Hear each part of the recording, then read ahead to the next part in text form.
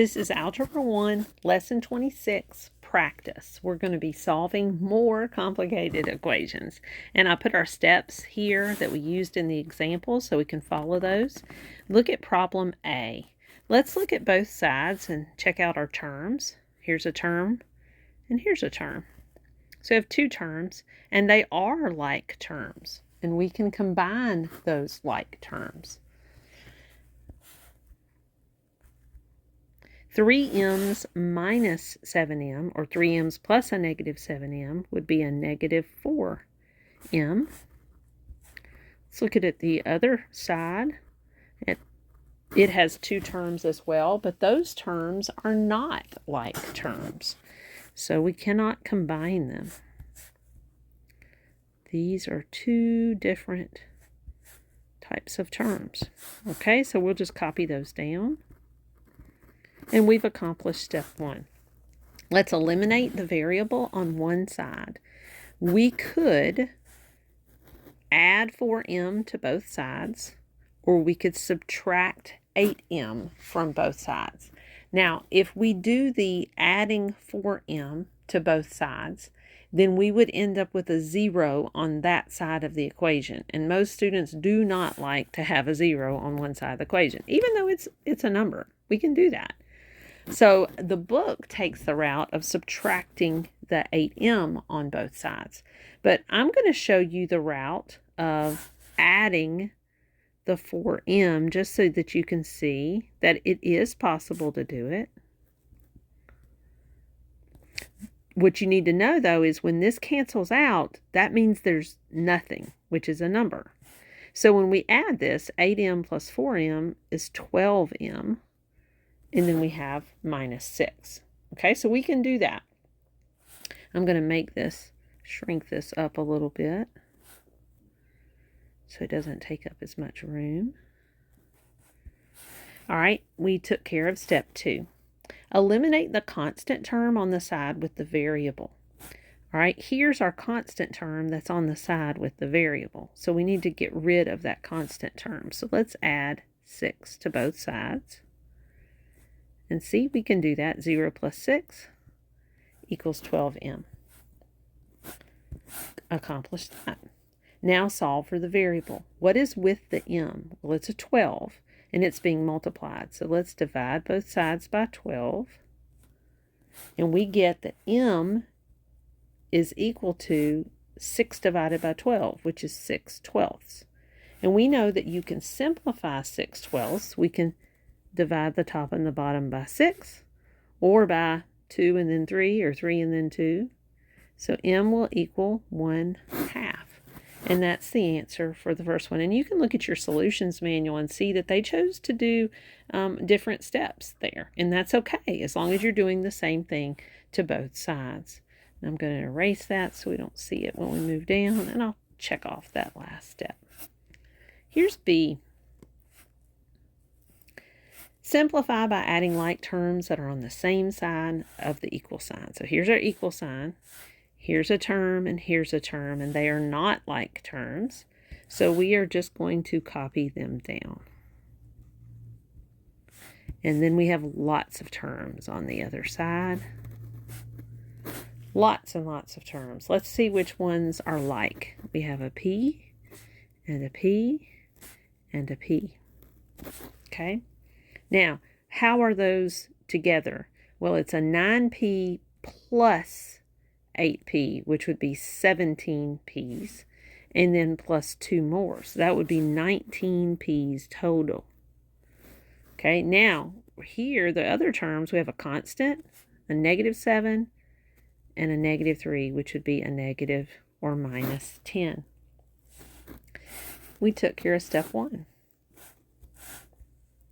Now we're going to eliminate the variable on one side. We could add 6p to both sides, or we could subtract 19p from both sides. I would rather add 6p, and you know why if you watched the lesson videos. It's just much easier to add, isn't it? Now let's bring down the 5. That's there. And then I have 19p plus 6p, which is 25p, minus 10. We eliminated the variable on one side. Let's eliminate the constant term on the side with the variable. So this is the side of the equal sign with the variable, and here's the constant term. So let's add 10 to get rid of it. We get 15 is equal to 25p. That canceled. Step 4, solve for the variable. They're multiplying the variable by 25. Let's divide by 25 so that it will cancel. That's just 1p. Let's balance the equation by dividing the other side by 25. And we have a fraction that we can simplify. Let's divide the top and the bottom by 5, and we'll get 3/5. That's a 3. 3/5 equals p. All right, let's look at C. And I didn't check off, did I? Let's look at C. Simplify by adding like terms that are on the same side. Let's look at all of our terms. We have 4 terms on the left side. We have an x, and an x, and an x, and then a constant. Let's put all those x's together. 2x's plus 3x's would give me 5x's. 5x's plus 4x's would give me 9x's. And then I bring down the minus 5. Let's now look at the terms on the right side of the equal sign. 2 plus 3, those are constants. We can put those together. And then the 4x doesn't match anything else, does it? So we're going to bring down our equal sign. 2 plus 3 is 5, and then we'll have a plus 4x. So we can check off step 1. Eliminate the variable on one side. We can either subtract 9x from both sides or subtract 4x from both sides. You probably know which one I'm going for. Let's subtract the smaller one. 9x's minus 4x's is 5x. Minus 5 equals 5. We've eliminated the variable on one side. Let's eliminate the constant term on the side with the variable. Here's the side with the variable. And here's your constant term. So let's add 5 to both sides. This is going to cancel. We have 5x is equal to 5 plus 5 is 10. Now we are going to solve for the variable. They're multiplying by 5, so let's divide by 5. X is equal to 10 divided by 5, which is 2.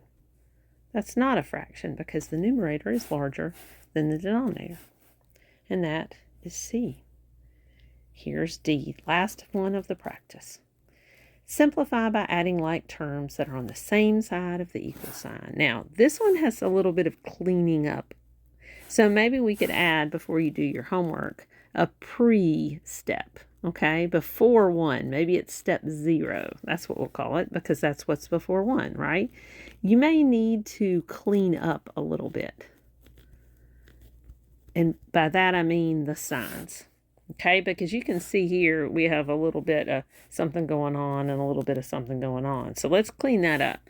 That's the same as 3p plus 7.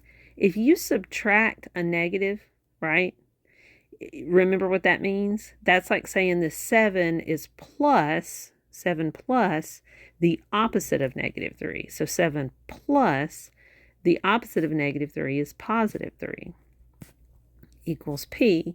When we are adding a negative, we can think about that as subtracting. So you could write that as subtract 2, or you could leave this as plus a negative 2. I think I'm going to take it down to subtract 2. And when you look in the answer key, that's what they do. I think that would be simpler. All right, so we step 0'd it. We cleaned up the signs. Let's simplify by adding the like terms on the same side. So here, 1 term, 2, 3. This doesn't have a match, but these match. They're constants. So we can combine those. 3p plus 7 plus 3 is plus 10 equals.